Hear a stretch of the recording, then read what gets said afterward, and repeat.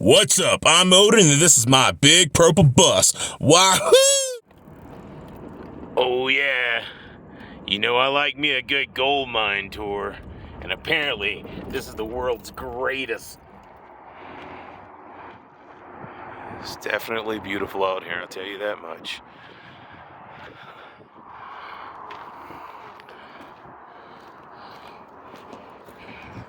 Good eye, please, everyone.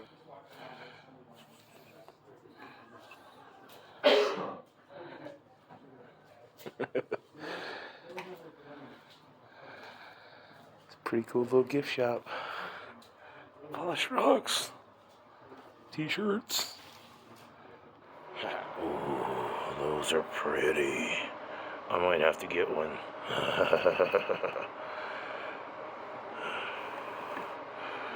Oh yeah, right there. Boom. That's just called. I got it. It's so cool looking. Oh yeah. About to go 1,000 feet down into the mine on an old school elevator. Yeah, buddy.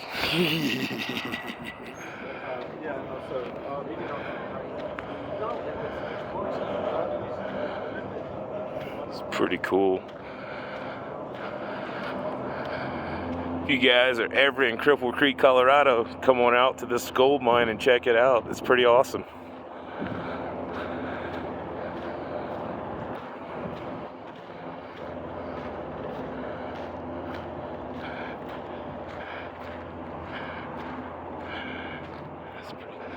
Check this old school looking diner out. I don't even think they open it anymore.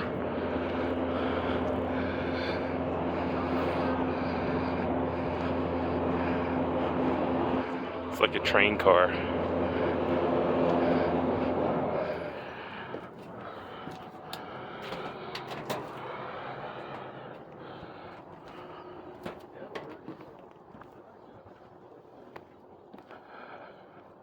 It's pretty cool, man. It's pretty awesome out here. I love living in a state that has stuff like this.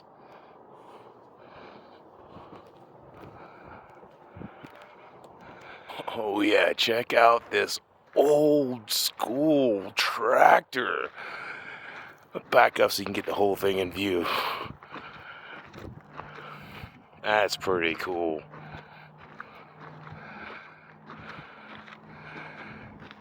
That's pretty cool. That's pretty cool, man. Look how big these wheels are. Hold on, let me give you The wheels are as tall as I am. That's cool.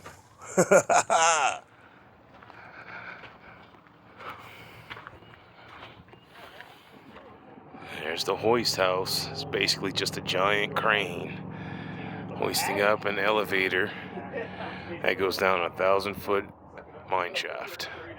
And I'm about to go down it. Takes a big engine to run a big crane.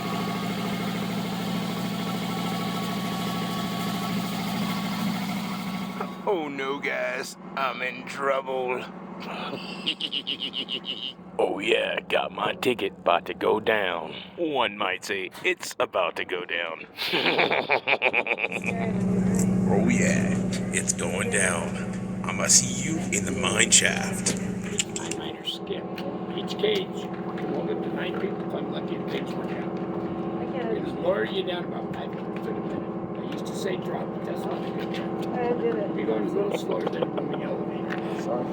That'll kind of give you an idea how deep you're going to go with 1,000 foot. Oh, that's 400 levels marked with the red light, and you'll see it opposite the door you get on the cage.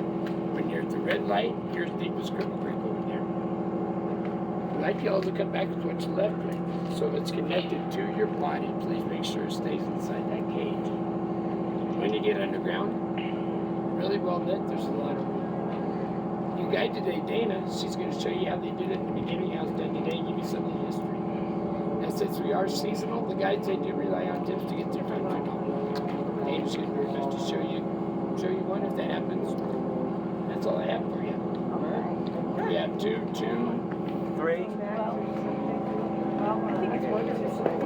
Right. Yeah, the one I have has all kinds of glitches. So, farting? I went by one of our dogs the other day. I thought he was going to kill me. I nearly died. Everybody get to know your neighbor. Yes. All right, guys. Here we go. You want to go first? I'll go first. I don't care. I'm not scared. I'll get in the corner. Well, you definitely can't try to hide something. Right? You can't be claustrophobic in here. Nope. That's going to be pretty tight couple. Yep. Look down. Look down. Don't look down. Don't look down. Maybe somebody against this wall. I can't see down. Give her. Let her. We're squeezing I don't know where to hold my hands. You want to face that way? Whichever will you fit better? Well, it's up to you. I'm gonna be right here in like the front. Oh, you're the tour guide? Yeah, that'll work. Yep. You're fine. I'll bet you Definitely it tight. used to be, huh? Oh yeah, 10 men in here. 10 men. Can you 10 imagine men? that? 10 men. Oh my God, They they must stand be on top starving of to each other. That's about right. 1, 2, 3, 4, and we can squeeze one more, and then there's 5 on top. So They 10. probably didn't weigh what we weigh. Nah, They're probably skinny there's no way. and starving. Oh, down we go. Whoa, hey, And dark it what happened gets. to the lights? Ooh. Guys. Miss Melanie, you were out, honey. I really wonder what happened with 10 men in here in the dark like this. Oh, a lot of grab. I'm not gonna finish what I was gonna say. Well, there wouldn't be anywhere, so what I would have said. Do you go to the School of Mines? Well, I'm gonna put this on my YouTube channel, so I don't think I want to say any of the naughty things. I guess. Yeah, I got Where? to be careful what I say because I I'm went to the old and University of shot. I understand that. I cuss like a sailor. Especially if think I'm by myself, and then people will stare at me like, that came out of you. Right? Well, just momentarily, I'm Isn't done. it crazy how dark it is? It's amazing. I love going down to the mines. I have never been in Sometimes one it's better to before. be packed in like this because if you're not, you can see down the entire shaft the whole way. Or Oh, if that'd be awesome. It's pretty sweet.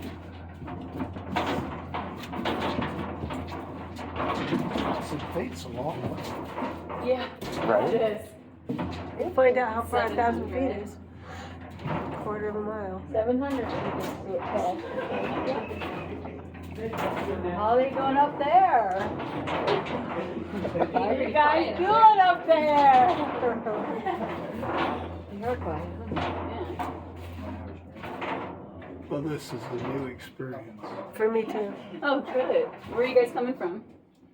I'm from here. Parker, somewhere up northeast of Parker. See, I come from Louisiana, but this is home Louisiana's for about fun 7 too. years.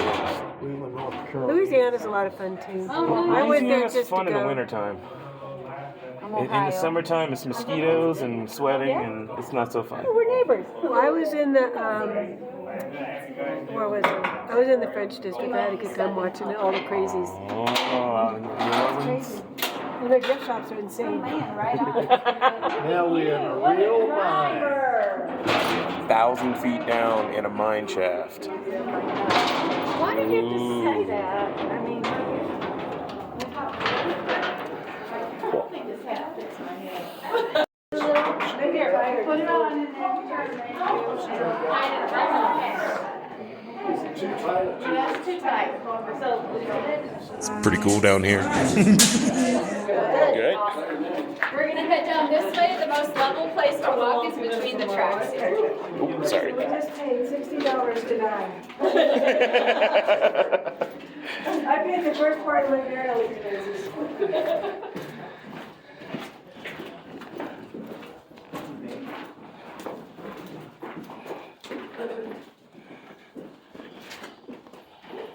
Wow, this was a good idea.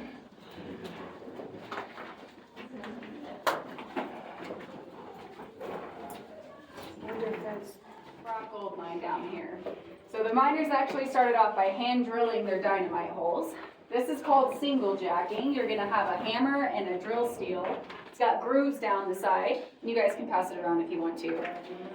So that allows you to just twist it into the granite rock face and it'll kick the granite out with those grooves. So the objective with the holes is to drill out a hole pattern, all 6 feet in depth. So once you do reach the end of this drill steel, you're gonna move up in a graduated set all the way to 6 feet in length. So single jacking is pretty much like this, and it keeps getting stuck in the hole, but you'll twist it and you'll smack it in like that for hours until you get 6 feet back. So these guys over here are doing some double jacking.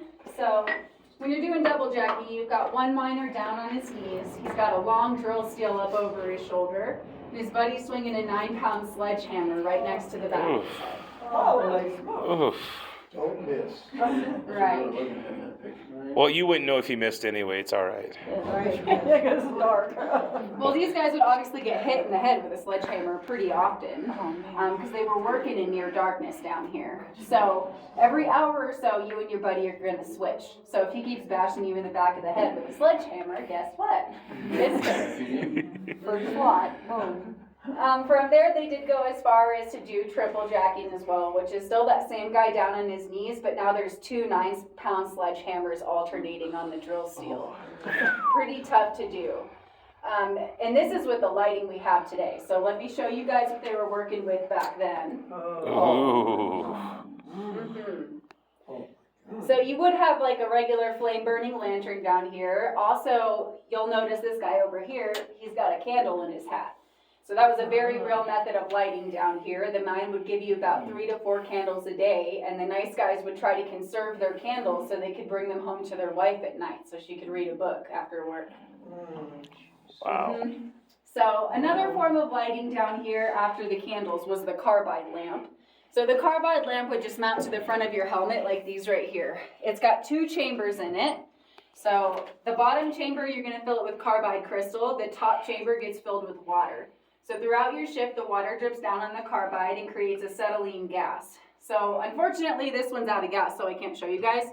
But it's pretty similar to a candle flame. It just shoots out the front right here, maybe about that long.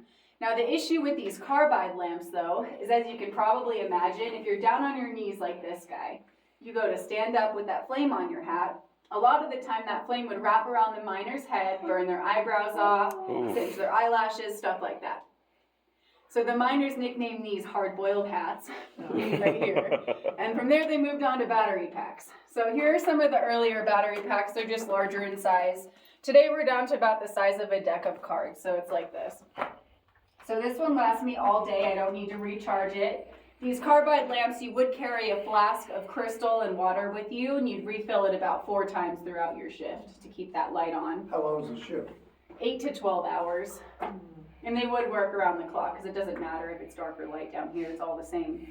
So another thing I want to point out over here is this guy. So he's our tenderfoot miner. That just means it's the new guy in the mine. That's why we've got him in this suit here. So the tenderfoot miners would get the harder jobs that no one else wanted. So here he's got a Jim Crow rail bender. That works kind of like a vise, and you're able to crank that rail back until it's got the desired bend in it. And then you're able to move forward from there. Now, before you do blast your pattern over here, you definitely want your rails laid down first. And I'll show you guys why in about 2 seconds here. Any questions about this stuff? Cool, we're gonna head down this way next.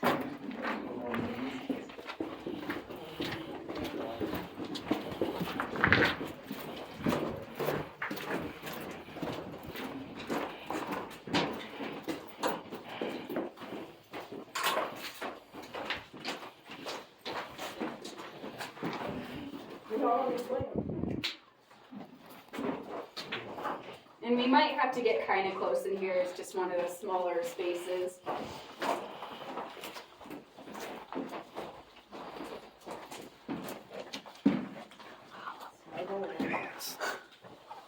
Okay, so once you had your whole pattern drilled out back there for the dynamite, next thing you're going to do is lay down a muck plate. These are some old muck plates here. It's just a sheet of steel that you lay flat on the ground. Then you're going to leave the area, then blast the dynamite, then come back to an ore pile that looks kind of like that. So this is definitely a tenderfoot job. This is called hand mucking. Ooh. So after you've blasted, you're going to come in with nothing but a square point shovel and the power of your back. You've got an hour and 30 minutes to move 1 ton of rock into this ore cart. Now keep in mind, once it's full, they're just going to roll it down the rails and bring you another empty one. And if you cannot keep up with that pace, they will fire you send you back to the surface, and take a new tenderfoot down here to take your job. So, to give you guys an idea of how hard of a job this really was, there was a local guy that grew up here. His name was Jack Dempsey. Later in his life, he went on to win a world boxing title, but at the time, he was just a young guy growing up here. So he was hired on as a tenderfoot mucker in 2 different hard rock mines in this district. And this guy was fired twice for not being strong or fast enough to fill these ore carts in time. Wow. Wow. And keep in mind, too, you're shoveling down here like this. Good. You see what you're shoveling. Right, so that's what the mud plate's for, right? So once you reach the bottom of your pile, you're going to start to feel and hear metal on metal. You know, you're hitting the steel. So the purpose of that is to keep you from digging a hole in the mine, the mud plate. Wow. Jeez. All right, so that brings us over here. This is a B12 air-powered mucker. This thing's pretty sweet. I'm going to turn the air on. I'm going to run this for you guys really quick. It's kind of loud though because of the air power, so you might want to cover your ears for a second.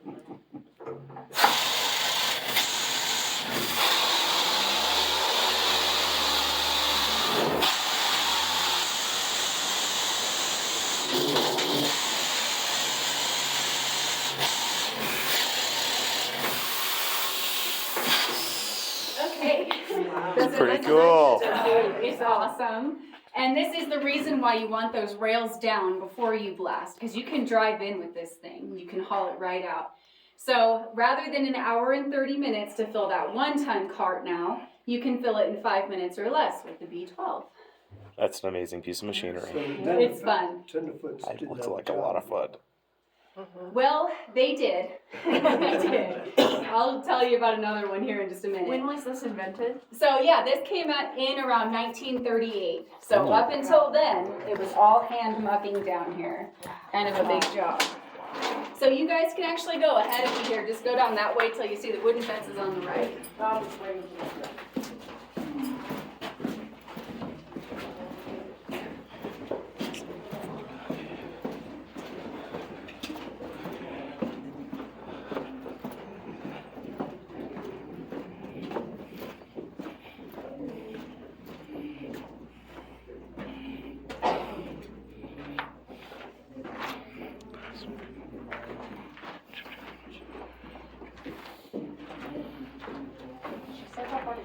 The wood fence on the wooden fence. Oh, yeah, I didn't hear that part.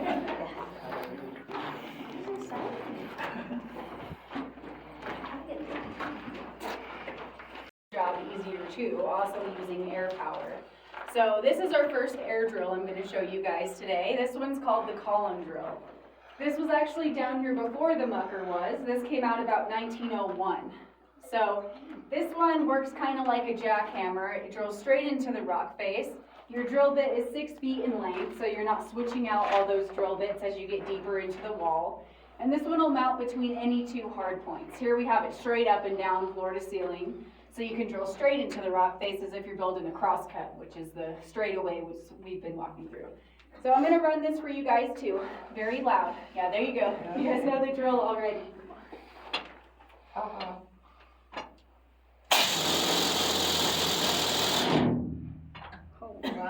We had Cletus on it. That throttle was stuck down.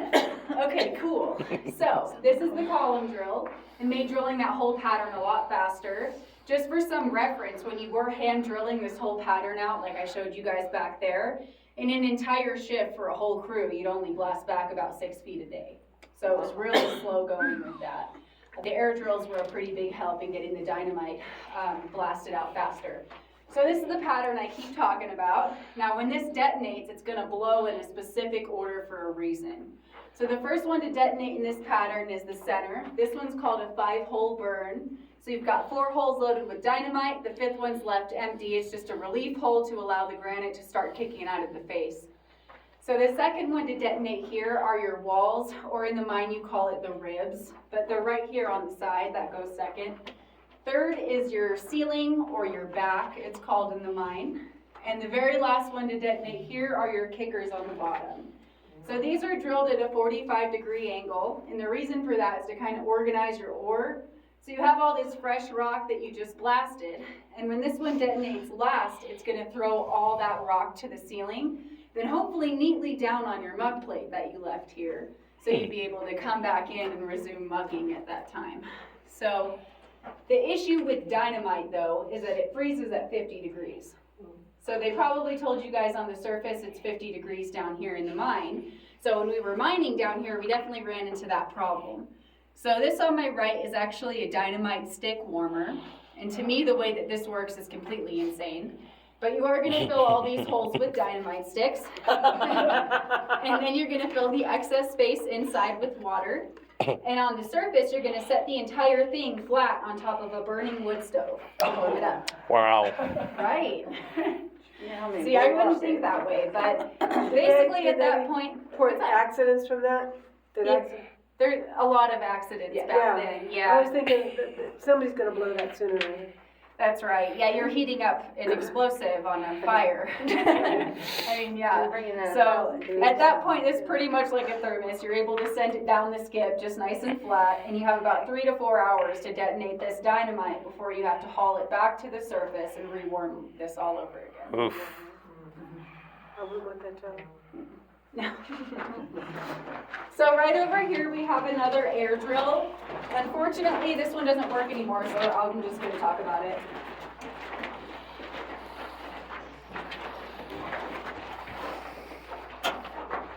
Cool. So this one has a few advantages over the column drill over there. This one's called the jack leg. So the first advantage is the jack leg itself, which is this right here. This allows you to drill straight into the rock face. Or once you hit a gold vein, you're going to want to start drilling at angles. So you can also do that with this one. This drill is obviously much lighter than the other. It's missing that entire column. So this is easier to reset and move. And the third advantage to this one is that the drill bit spins. So it's not like the jackhammer style of that one over there. This one really kicks the rock out fast. So miners kind of came to prefer the jack leg over the column drill here. How did you know if you hit a gold vein? So I'll show you what to look for, but you would look for fluorite or a sparkle in the dark. Because it was so dark, it just seems like it would be impossible. That's what I thought too, and I had asked some miners that really grew up mining in this district. They told me that the darker it is down here, the easier it is to see it shine, like sparkle. I guess like a diamond in the dark too would be kind of similar to that. So that and fluorite. Fluorite's like a really deep purple color, and that's where the tellurides are, but I'll show you guys that up ahead. So here we moved on to ANFO rounds. ANFO rounds are like a gel stick dynamite. It's fertilizer and diesel fuel mixed together. They moved on to this because it's cheaper than actual dynamite and it doesn't freeze. So you're no longer messing with that warmer and that whole situation over there. So this was used in the Boston City bombing. Pretty good way to make an explosive. The entire thing is going to be wired together with this det cord here. This is the first of 2 disadvantages down here when you're down the shaft trying to count your blasts as they detonate. This is a disadvantage because it burns at 20,000 feet per second. And you guys can see how close together that these are wired. So obviously those blasts are really going to be one right after the next. The second disadvantage down here is that we're inside of Pikes Peak granite all around us. So Pikes Peak granite works kind of like a sound chamber and it really eats sound up. You guys might be able to tell when I run these air drills and then shut them down, there's like a resonation around us. So here in just a couple seconds, I'm going to play a recording and I want you guys to see if you can count the dynamite detonations that you hear.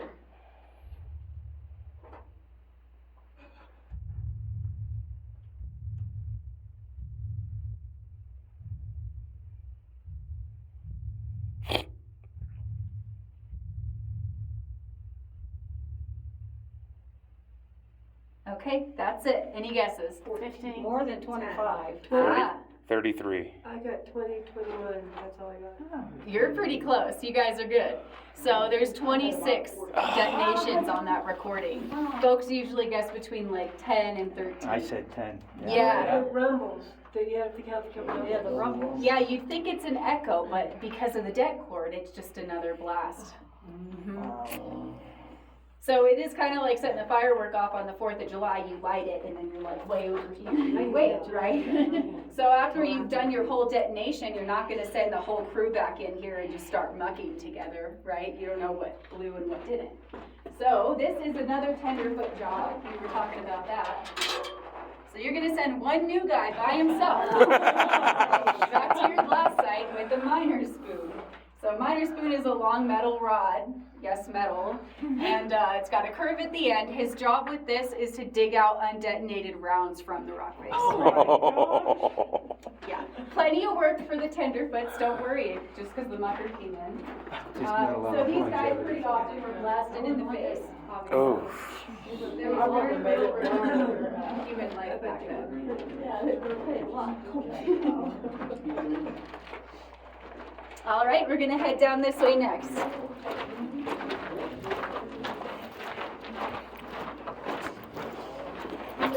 From down here? Uh-huh.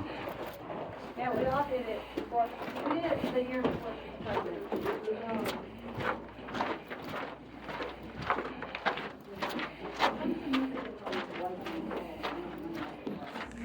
This is so cool.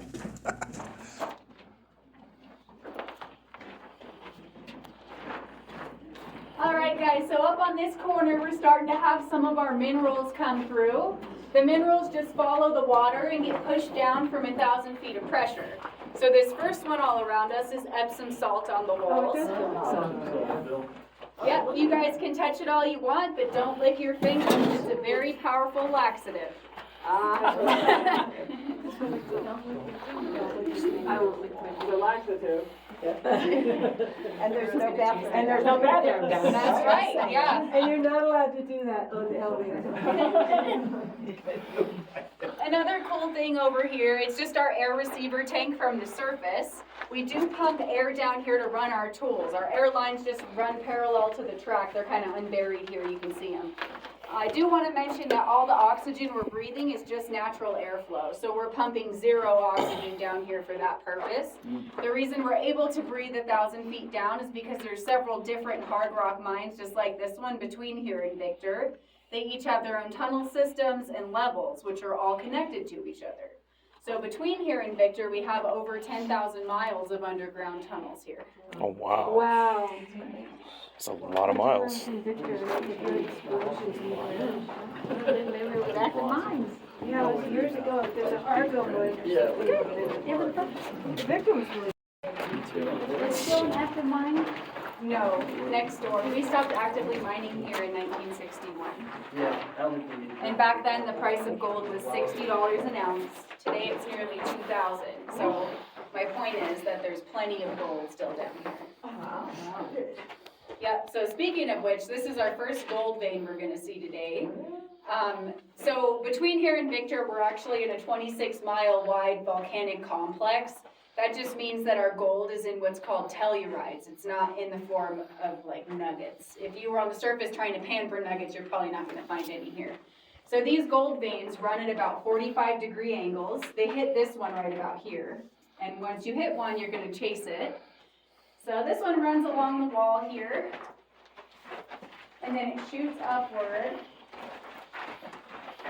And that very deep purple color up high, that's like in a vein, that is the fluorite that I'm talking about. So, and there's gold all through here, but you're gonna look for that deep purple color. There's some here too. So all the tellurides are within that. The tellurides are gold, silver, and copper all together inside the fluoride and granite.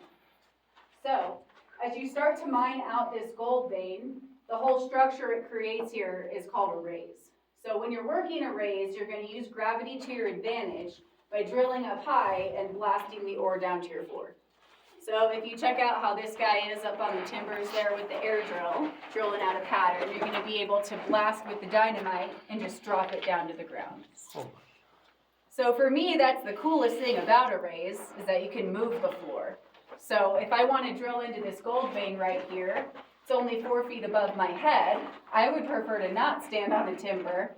So I drop down like 6 feet of gold ore, stand on that, and drill straight into my rock face in order to blast it out. So this is where the slusher comes in. That's this tool in front of us here. The slusher does the same job as the mucker, which is get the ore in the cart. all of our gold needs processing because of the tellurides. So basically all of these ore carts are going to the surface for that processing. You can roll one 1-ton cart into each elevator, hauling 2 to the surface at one time. So this slusher, I'm gonna run this for you guys. This is air powered as well. And this is used in arrays because it only works on these 2 winch cables that you can remount as you move your floor. So if your floor is 5 feet higher, it's gonna remount this and still throw the ore out to the carts that are here.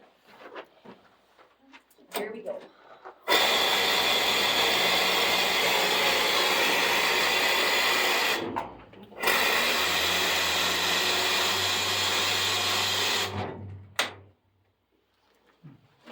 All right, so our bucket is obviously on backwards, so we're not pulling rock into the walkway here. But you guys can definitely check that out. Also, that like boulder on the timber there is a piece of the fluorite vein from up high in case you wanted to see it up close. Yep. So the dark purple is where the gold is in. So Well, then they take it's- it out of the process and surface. The gold? So This you is what's the in it? fluorite. Fluorite. And it's in Silver, there, the copper, telluride's in there. and iron pyrite too, but that's is gold. I'm sorry. So once you get these carts to the surface, you can process the gold in a couple different ways. You can either crush the rock down and send it through a sluice, which is like a giant gold pan ending at the bottom with gold dust. Or you can take the rock just as it is there and you can pour cyanide solution over it, which gets it up to 1800 degrees and the gold just pops out the side. Wow. Yeah, and the cyanide is still what they use next door to this day. They get about $1.5 million to $2 million daily of gold out of there. Oh, wow. That's our Must next be door neighbor. nice. Is that Argo? Newmont. When I was in Victor, I think I saw, what's the one that has the big sign in the picture? It's a big mining sign. I think that's Newmont too. It runs from here all the way there. Like if you leave our parking lot and make a right up the dirt road, there's an overlook up high, and then you'll come out in Victor. You're above the whole line. And they're kind of plowing through all of these underground tunnels I was talking about as they go deeper.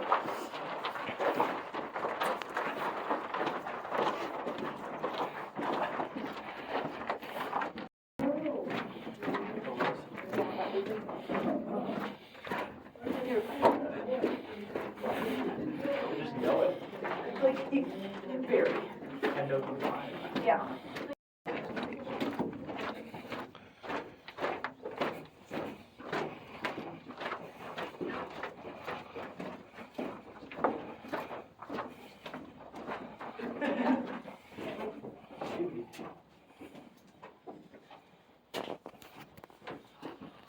Do they mine anything else out of these tunnels or just gold? Well, they took gold, silver, and copper, and you Okay. would always take all 3. But what defines a mine is what you're pulling the most of. So in the Okay. Mollie, there's just more gold than anything else.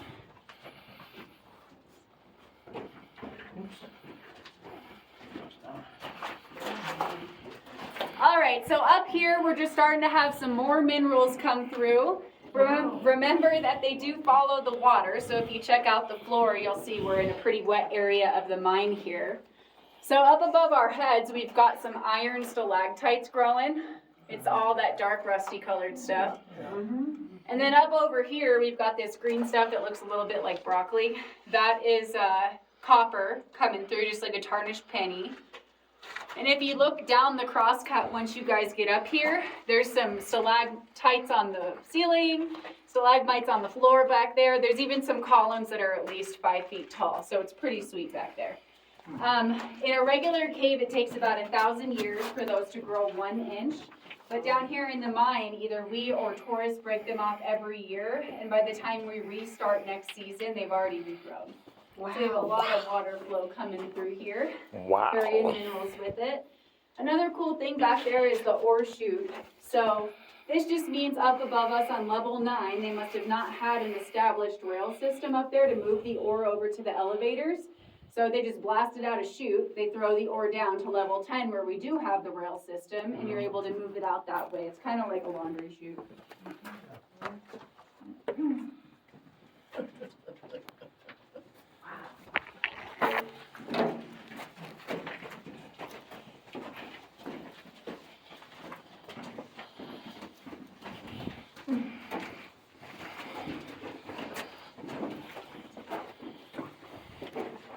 water here? I mean, is there a creek or something going through, or? It's just the rain. We've had a lot of rain the past few days. And from that corner on to like the next room, it's all water coming down, so the minerals come with it. Just the rain? Mhm. Yep, for sure. Is there ever issues with flooding? We do pump water out of the shaft every morning, because where we got off the skips there at level 10, in the shaft there's water just 10 feet below it. So, yeah, we do kind of have that, but we're not as bad as the Ajax. The miners had to work in water down there. I'll talk about that in a little bit. So this is our next air drill here. The miners called this one the wiggle tail stoper drill. They called it that because when you operated this, you would just rock the tail back and forth, and that would work kind of like the hand drilling display, just kicks the rock out a little bit faster. This is a stoper drill. I'm going to run this one first, and then I'm going to talk about it a little bit more after. This is probably the loudest thing in the mine, just so you guys know. Maybe cover your ears for a second.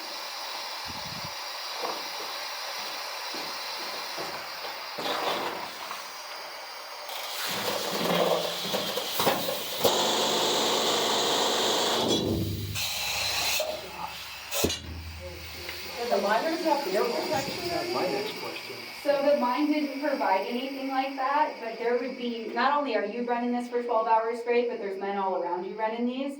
So they would take their cigarette butts and stuff in the air. Oh, man, the early days of mining. Yeah, I know. Filtered. What's that? They probably weren't even filtered yet. I guess not. I guess it would just be some lit tobacco. Filtered didn't come out till, what, 60s or something? Yeah. But can you imagine the headache though? Yeah. Like for 12 hours running No, this. no. Just probably did. Yeah, probably did. Mostly did. Alright, so, although the miners called this the wiggle tail drill, their wives called it the widowmaker. Yeah. So the reason for that is because these guys are drilling up above their heads all day into silica dust. So silica dust is like breathing in asbestos or tiny glass shards all day long. Yeah. So for that reason, the life expectancy of the miners that ran this was about 30 years old. You would have for sure died by then from silicosis of the lungs. So were they able to like move up positions as they like got more experience and stuff like that? Yeah, so these are the jobs that people really wanted, believe it or not. The stoper drills, and I'll show you another one up ahead, but these are now the advanced guys. They made $4 a day. So it was a big deal. Even though they killed them by the time they were 30, this was like the job. I feel like at the time, a lot of things would kill you by the age of 30. You know what I mean? That's fair, yeah. You were lucky if at all made it that far. So, one of the solutions they came up with for this drill, because of the silicosis, right, was the jack tank. So this is an old jack tank over here. Now this would be full of water, and it would attach right to your drill. So the drill bit became kind of like a syringe. They put a hole down the center of it. The jack tank would pump water up into your drill hole and make the silica fall down to your feet as mud instead of being in your airspace. So the jack tank was pretty big help down here. And now remember, this is our first stoper drill that we're seeing today. So let me show you guys what a stope is. Going over this way. Wow.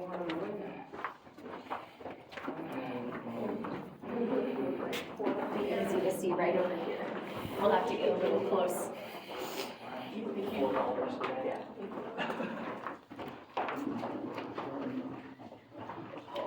All right, so we were blasting through the crosscut. We hit a gold vein, and once we started to chase it, it became a raise.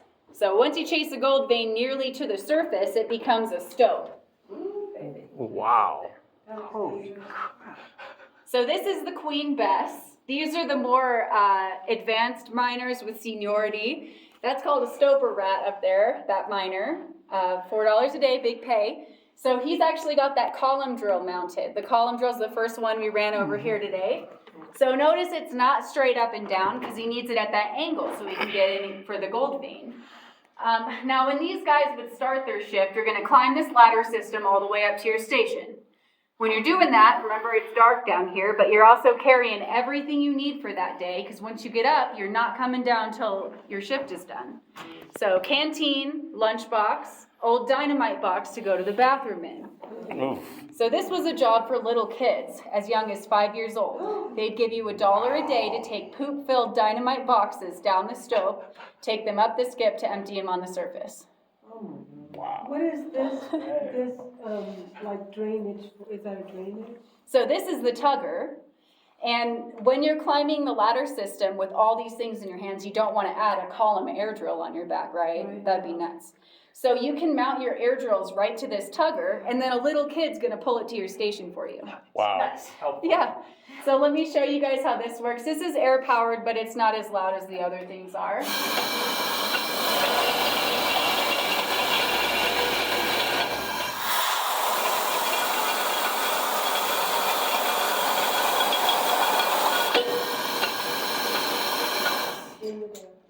And you obviously don't have the ladder all the way extended down so nobody tries to climb up, right?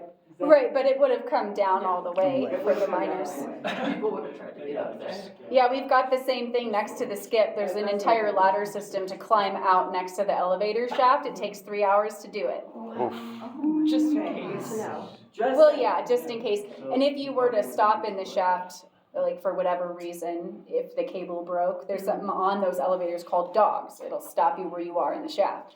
And when that's happening, either they're going to send down mine rescue to re-loop the top of the cage to haul you out, or there's a ladder behind us in the skip that will climb out the top of the skip and then move over to the ladders and go up. Wow. Or you can go out through someone else's mine. Well, not if you're in the shaft. And yeah. So this is the Queen Bess here. And in this district alone, this is a little baby stope at 1,000-foot depth. Because that mine I was talking about that was super wet, it's also really hot down there. It's at 3,300 level stope. It's called the Ajax. Very gassy down there too, pretty dangerous. So this is a little baby stope in the district when you gauge it off of that. This one goes all the way up to level 2 of the Mollie Kathleen. And then from level 2, you could wind your way through those tunnels out to the surface if you wanted to. Wow. So how are they getting the mold or the gold that they find up there? Like, do they get it down here? You're trying to use gravity pretty similar to in the raise. You would just make sure there's no one below you and you're blasting it out, right? So up ahead of us here, we're gonna do an air donkey train ride. So as we move forward, check out all these copper stalactites. They're pretty sweet. That big one's been growing all year. But you guys can definitely get a seat up there. It's just gonna make noise while I fill this air tank.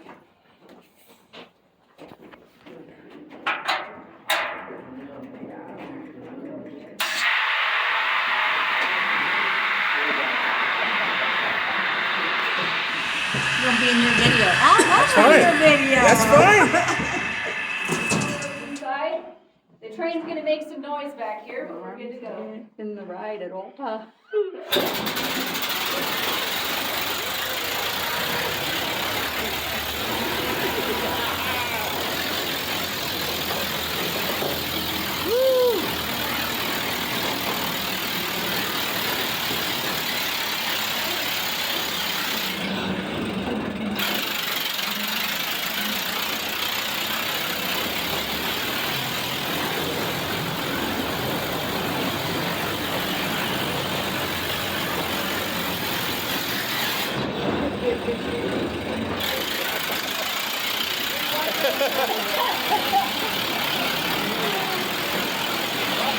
This is awesome.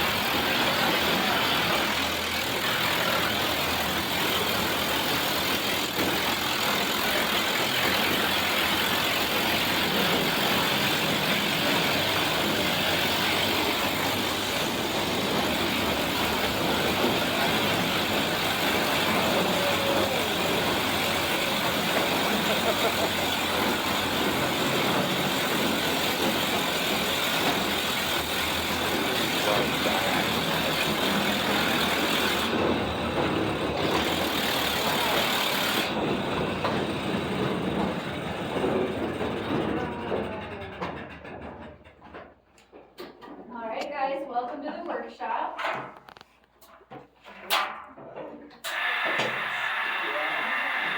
down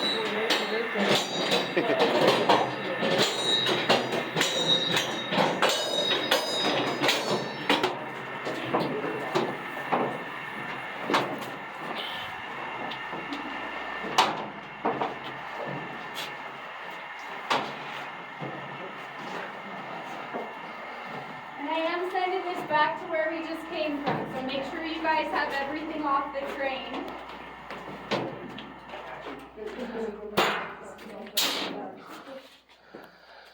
All right, all good up there? Yep. Here we go.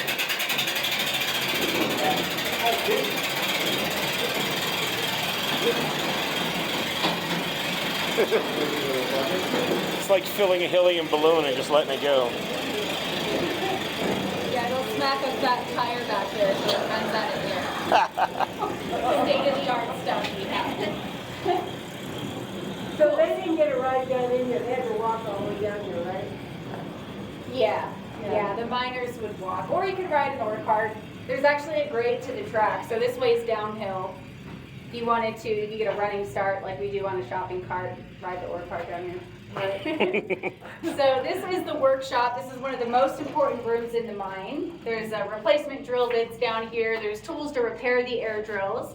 This is also where all of the first aid was kept underground before you'd have to go to the surface for an injury. So big deal down here.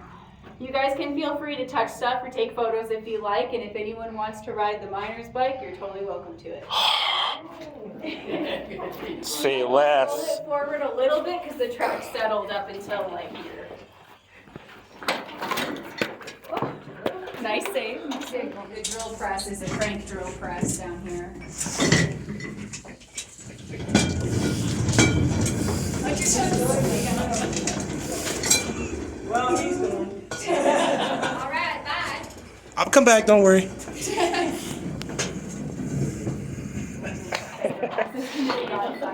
That's a lot of fun, actually.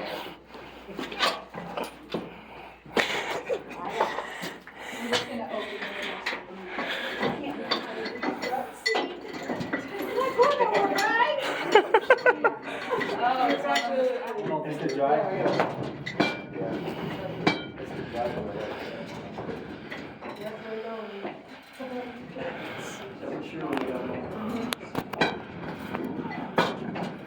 Smile, Melanie. It's pretty cool. That's all right. Somebody else try, you want to try? Really high, there's not much people couldn't be that tall working down there. Right. You know? Or how fast. What it seems like. And that's just a bike to get from place to place, it's not the whole thing. What's that? She said, is that just a bike to get from place to place, or do they haul things on it? Well, you used ore carts here to haul the ore or miners. That was only for the boss, so it was probably made for a specific person. Oh, It must have been super tall. You guys are right. Tall specific person. Yeah. Women were about 5 feet, and the average height for a man was 5'5". So it was meant for somebody like my size. I guess, yeah, because you were worse. Well, you got to be big enough to actually have weight on the tracks for it to go. If you're not big enough, it won't go because it won't actually sit on the track. Now that 100 years have passed, it's settled a bit, but it was more on point back then, I'm sure. Very true. When did this mine start? She staked the claim in 1891. Okay, And I'll tell you her story. Okay, here in just a perfect. minute. But level 10 is the most like modern of them because we're the deepest, so it was built last. I have something like that. What is that? Is that for like welding or something? See, my grandfather had one of those. We were just trying to figure out what it was. I thought it was a torch. My aunt thought it was an oil can. I'm not sure what it is. I thought it was a torch just because of I how think- it's I thought set it up. was a torch, yeah, like a light. That is a Yeah. torch. Yeah, That's a torch. My grandfather was a welder, have so one maybe in it my had hut. something to do with that. because I always collect old stuff. I didn't know what that was. Definitely a welding torch. Oh, a welding torch? Yep. That's That's what I thought You'd put about. acetylene gas or whatever inside the canister and it would come out the end. That's sweet. Yeah, that's cool. It's not even from Good to that know. long I always collect old stuff. My kids are gonna, when I die, they're gonna have to just go back. But I think there was stuff on mine. Yep. And that was the cheaper one, the 16-inch one. And are It was they meant awesome. to do that? Uh-huh. That's cool. It makes the bunch of different patterns and stuff. It's really And cool. then what do you do with the patterns? Just like for meditation or? Yeah, it constantly goes and it goes over the same patterns, Oh, nice. and then it'll like make a new pattern or just keep going. Oh, that's pretty cool. It's just a little bitty marble moving insane.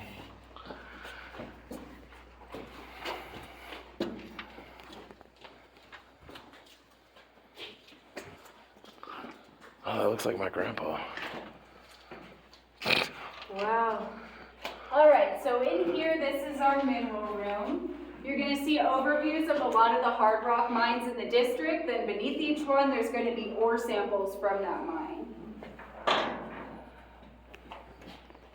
So there's gold in there? Yes. And you can, especially that one in front of you there, you can see it. This one? It's really fine, yep. And I that's see the it, I see color. those Oh, very sparkles. fine.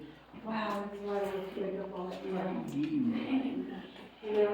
When to pick it up, It's so tiny. They're separated. the processing. So how much like gold in ounces is that? Lots at the time. So in here, I like to tell you guys about Mollie Kathleen, because we're in her gold mine. And like I was saying, her family was originally from Iowa. They moved out here about 1891. So her son was a gold mining claim surveyor in the area. Her husband was a gold mining claim lawyer up here. So she was above us in Poverty Gulch. It's this valley right above us here.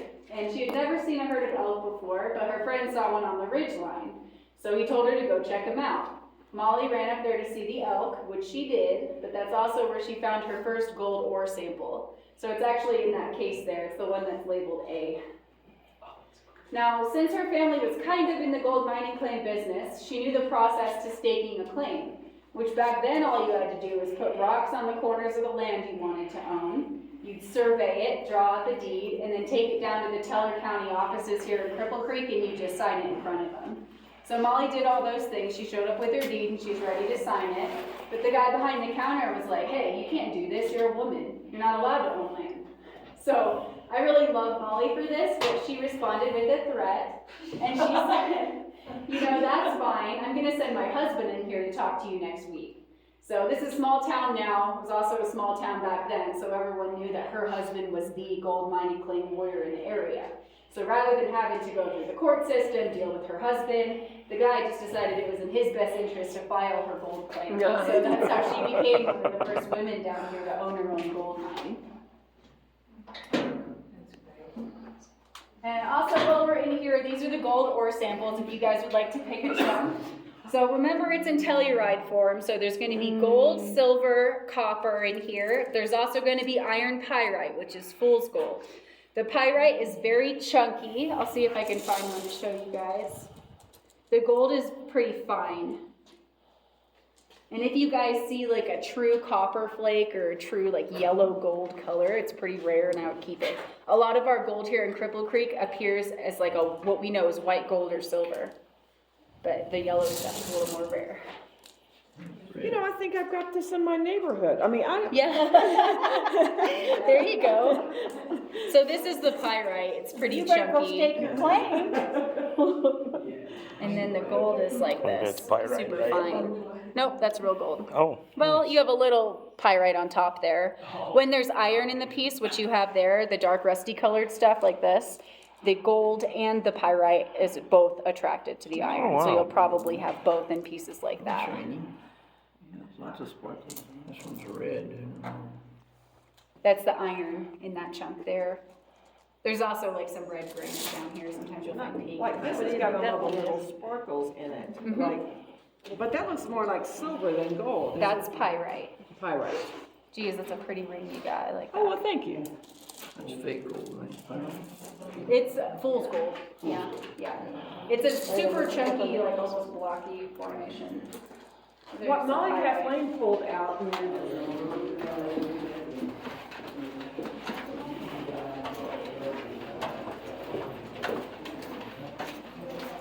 It's funny, this looks like something out of Willy Wonka. Doesn't it? I feel like I'm gonna see some Oompa Loompas running around the corner going, That big old- Oompa Loompa, big old Doompa-dee-doo. cold pot. Fill it up. Yeah. really dripping down there.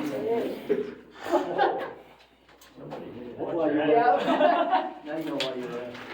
You guys can open that chain up there and go to the right a little bit, back towards the buckets and the rope.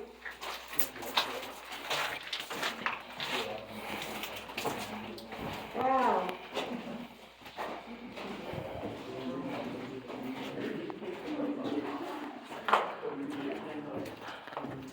Oh, wow, this is really, yeah. Oh. Look at, they're working up and down. Yeah, They're going down and then going down and down. So I mean, if you want to start falling down that thing, you're gonna keep right up going. Like a Cool. cartoon. So as you guys came in here, you probably noticed we're now standing above a stove. So this is really just a little baby one. It only goes down about 200 feet. You can see one bottom here and then it turns and goes a little bit lower. So the thing about this stove is that the skip we got off of at level 10, that was the lowest it goes. If you guys were on the bottom with me, you might have seen the water in the shaft about 10 feet lower than the station. So it's not possible to go to another level with the skip. So all of the rock that was removed from this stove was done so against gravity and with this sinking bucket. So this is air powered. This is the only thing in the mine that also uses steam. So when I turn it on here in a minute, it's gonna sound like a train. It's pretty sweet. Now, for the longest time, this could only raise and lower. Kind of like an old well bucket, like over here, these just raise and lower. So that means you were hand mucking in and hand mucking the rock out once you got up to level 10. And if you guys see the shape of it, that would be such a pain. So let me run this for you guys and then I'll talk about it a little bit more. But it swings pretty hard, so if you guys could just stand behind the wooden planking there, I'll start it up.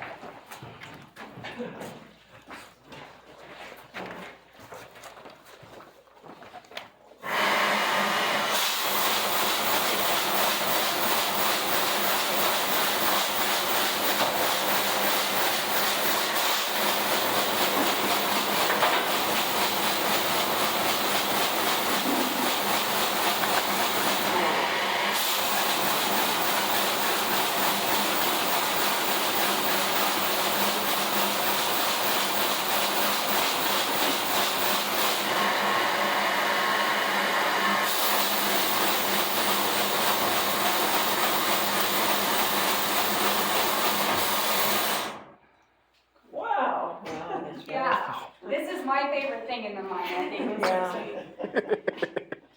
All right, so like I was saying, for the longest time, this could only raise and lower, right? Now, it was just a miner trying to make his job easier down here when he invented the apron and the little mechanism on the bottom to catch and dump it. So unfortunately, one of the already wealthy mine owners stole this guy's idea, patented it, and then sold it to all the mines in the district. All the while, the real inventor was down here moving rock, but that dump was a major deal because you guys can see we've got a 1-ton cart, 1-ton bucket. You can just dump it. The skip is around the corner and downhill here, so that kind of works out.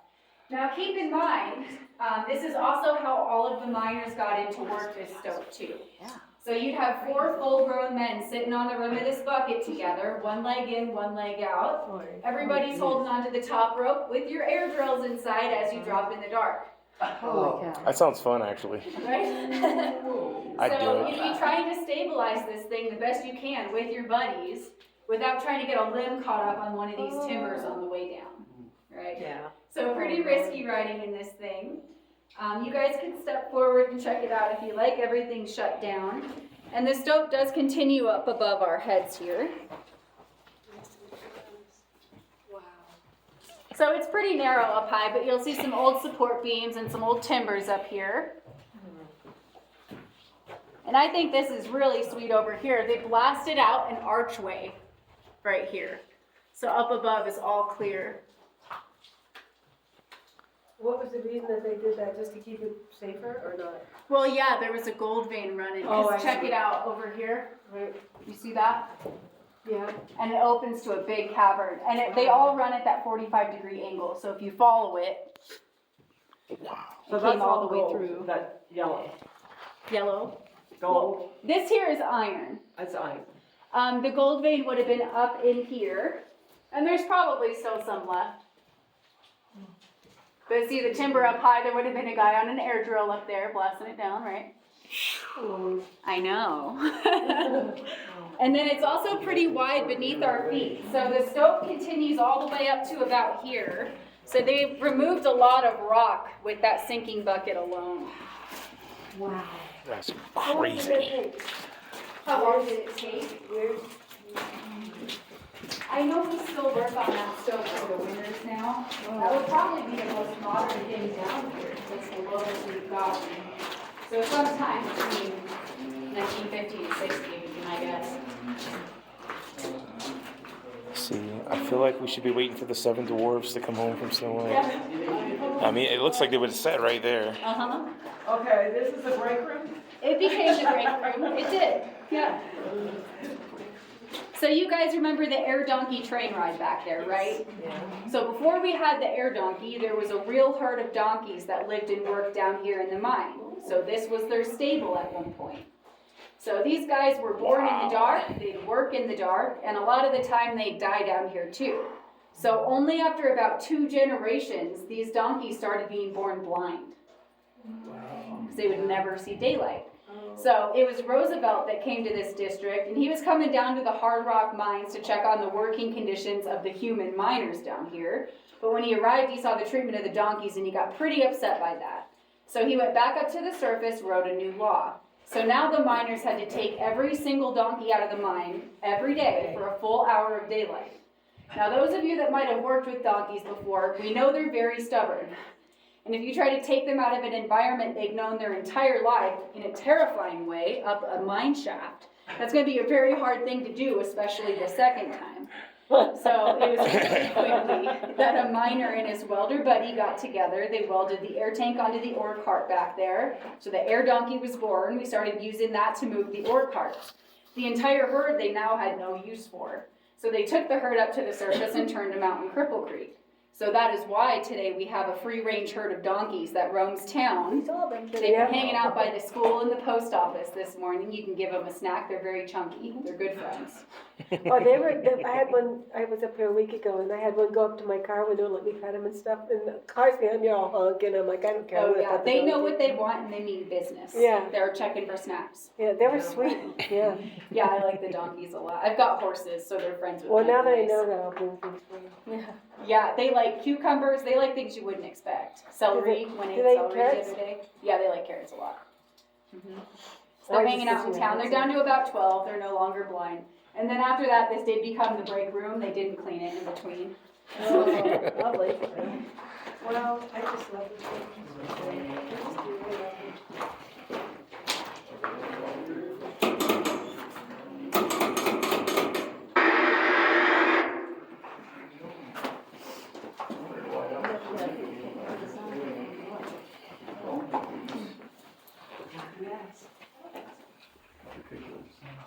All right, so one of the last things I'm going to show you guys down here is the mine bell signal chart. So if you guys were on the surface waiting for the tour, you probably heard bells going off. So that was folks down in the mine communicating with the hoistman to move this elevator. So this is not an automated elevator. We're using what's pretty similar to Morse code to communicate with him. So this came about because in this district, like I was saying, there were several different hard rock mines. Now they each had their own shaft, their own skip, and at one time their own bell signals to move their skip. So as you guys can imagine, if you're a miner and you leave one mine to go work at another, the bell signals are all messed up. And you could be trying to load a crew into the skip, but the hoistman thinks you just asked him to haul it to the surface. So it caused a lot of deaths and a lot of men were cut in half because of this. So it was here in this district that we invented the universal mine bell signal chart. So if you guys go to any hard rock mine in the world today, you have to use these same signals for a good reason. So if anybody wants to pull that cord in front of you there, you'll see what the hoistman sees. Pull it hard. Yeah. Cool. We're at the end. Yeah, we're back at the beginning. What's up? Calls the skip down the shaft.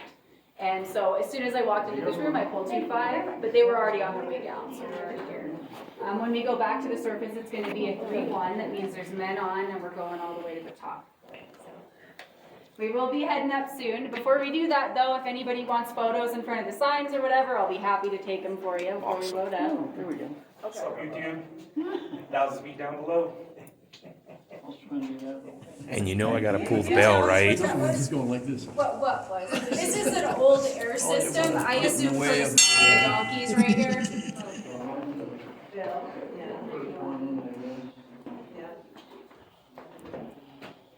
Yeah, A lot of people on that first one. there are lots of people in that first one. That's why I'm recording it, because I just want to have it on video. There's so many people going into this tiny little car. I was wondering when they throw these around. That's it. All right, so you're gonna load up the exact same time you guys did on top. And watch your heads. And the clown car is starting to load.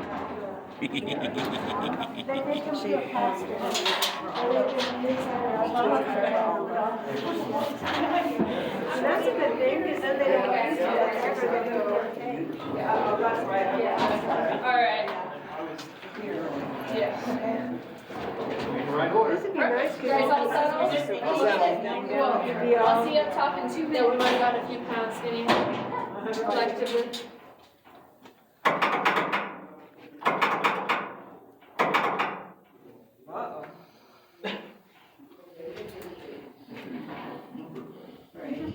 It's just a man up there. We gotta be patient, folks. One more time, is that what you said? Yep.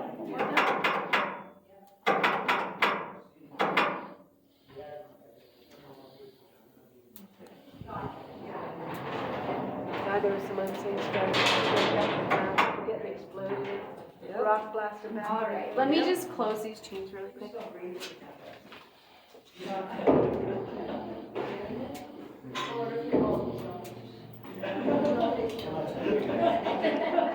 So basically, we must have just done a big circle. And I All right, I guys, never go on in. realized we were doing that. And watch your heads there. There's the clown car down below. Ooh, look at the water. I forgot what order we were in. We're cramming in. Oh my God, don't look down. We're gonna be swimming. And I'll be right here in the front. They're gonna be a little tight. Here we go. Get my hands up. Yeah. I'm good. Ready? Yeah. Well, you won't fall. I think we're a little different here.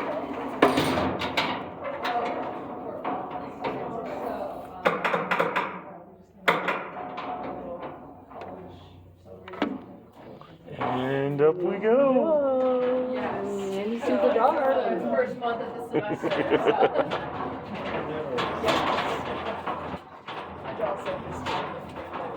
The breeze feels nice, doesn't it? It feels I bet amazing, that would be really nice to the guys coming up after working all day. right? And that nice breeze. I'm studying to become a teacher, and he's studying to become an engineer.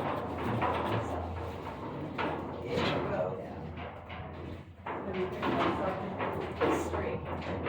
So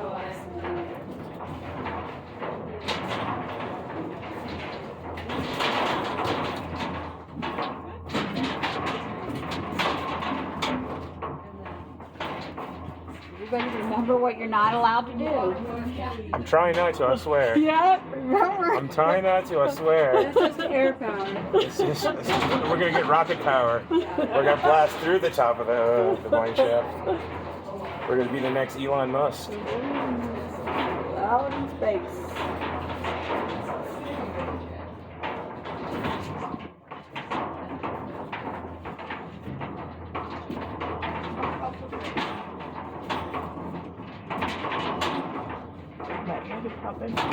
Right?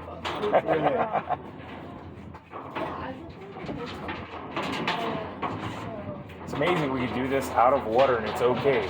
But if we were in water, we would have to decompress in a chamber after this. Right? Yeah.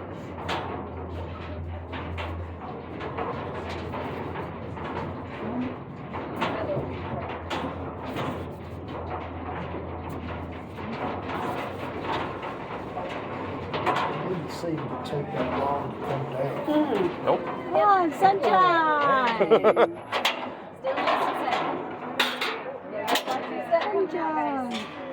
And we survived. We live to fight another day. Oh, thank you so much. And the hats can go right in the bucket. I'm just gonna let these folks down now. I'll open the gate.